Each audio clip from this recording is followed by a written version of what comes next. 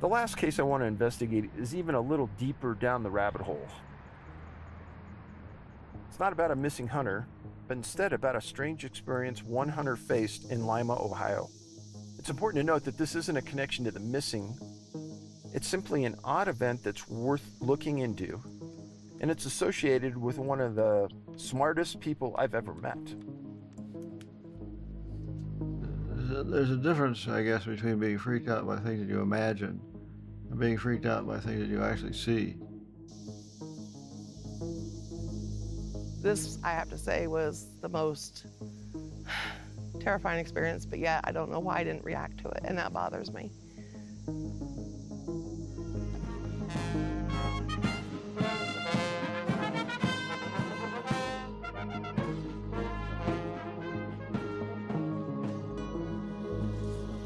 The hunting in Ohio is awesome.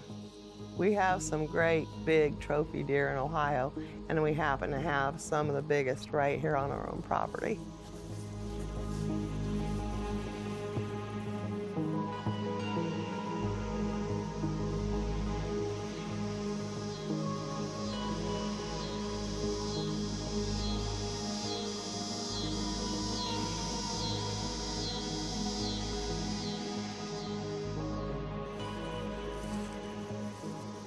It was the most beautiful night to deer hunt. It was the second day of season. I wanted to be getting my, run in the woods to hunt. I was really excited about it.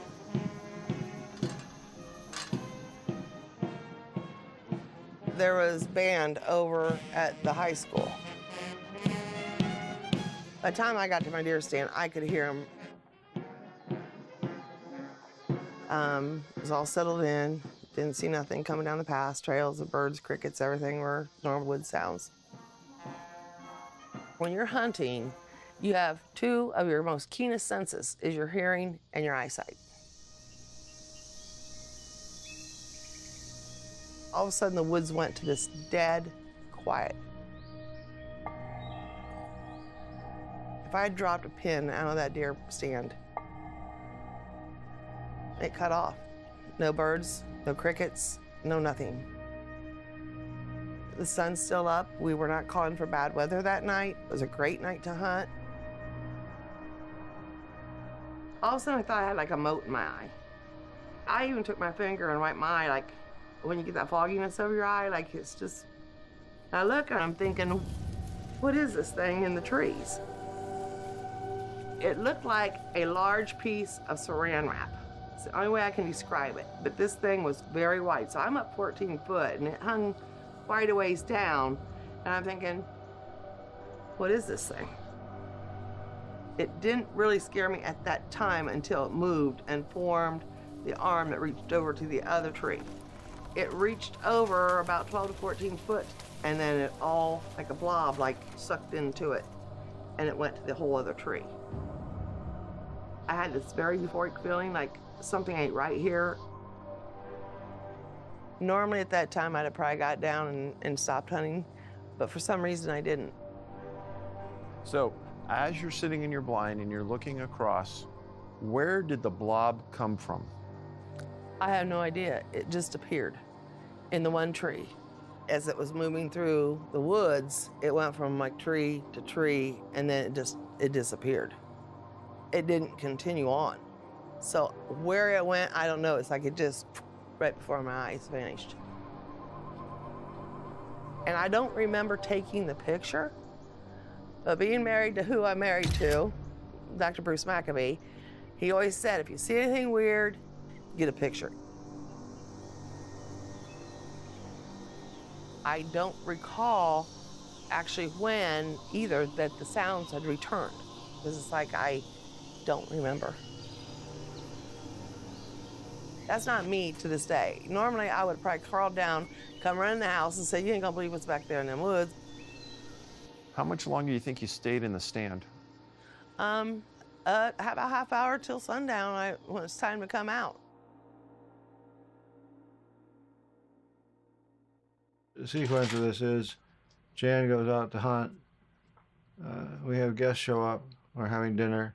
She comes back from the hunt. She says nothing about what happened. It was strange. The guests are about ready to leave. later on, Matthew sends me an email. There was a sighting by a number of students and faculty at the high school band practice just before dark. I'm like, holy crap, maybe it has something to do with what I saw in the woods. And Bruce goes, what? And I said, I forgot to tell you about what happened in those woods to me tonight. And I'm reading this from Matthew, and then I get goosebumps. He said this light appeared above the big stadium lights of the football field. Had Matthew not sent that email, I'm not sure if I'd have remembered even that night to say anything. How many kids were on the field? At least 30 to 40, I would say. And was that the high school band? Yes. And so this was just before you guys went back to school? Yes, band camp. Late August. Late August. So what time of night do you think that was? Between 6 and 7. We were rehearsing normally out here about 6, 7 o'clock, doing our normal routine, when all of a sudden there was this bright light in the sky that just came out of nowhere. And we all just kind of stopped and looked at it as one. Where was the light? So the light was anywhere, it was above the tree line for sure, just kind of hovering in the skyline. Close enough that it could catch your attention, like it shouldn't have been there, I guess. If it was some man-made thing, it was too low to be there. Okay. What was the weather like that night? Clear and hot. Typical August Ohio weather. Okay. What color was it? Candle orange. As far as I could tell, the thing had no definable edges to it. There were no dimensions. It was just kind of waxing and waning till it just zapped out. You know, our band director, who never stops for anything, he stopped and turned around and looked at us and he goes, what the hell was that? Before I had time to even think about what I was seeing, it was gone. And then it was just kind of like an imprint in your mind, like I've seen something strange. So in your gut, are the two issues related? I often wonder now. All I can say is it happened within the same time frame, basically, as my experience here. Probably a half a mile over there, as the crow would fly. This is a blackberry. On the back, you have the lens. It's not like the modern ones that have a camera on the front as well as the camera on the back. So I'd be taking your picture right now, but I would not be taking my picture. Something happened to that camera. I don't know what, but there's hard evidence of some weird thing that happened. She took a couple of pictures of herself before the event, which provide a fixed point of investigation, you might say. And she took another picture afterwards. So you have the camera phone doing its normal thing before and after, but right in the middle of this one photo, that something bizarre happened. The picture she took, the resolution somehow changed for that one picture.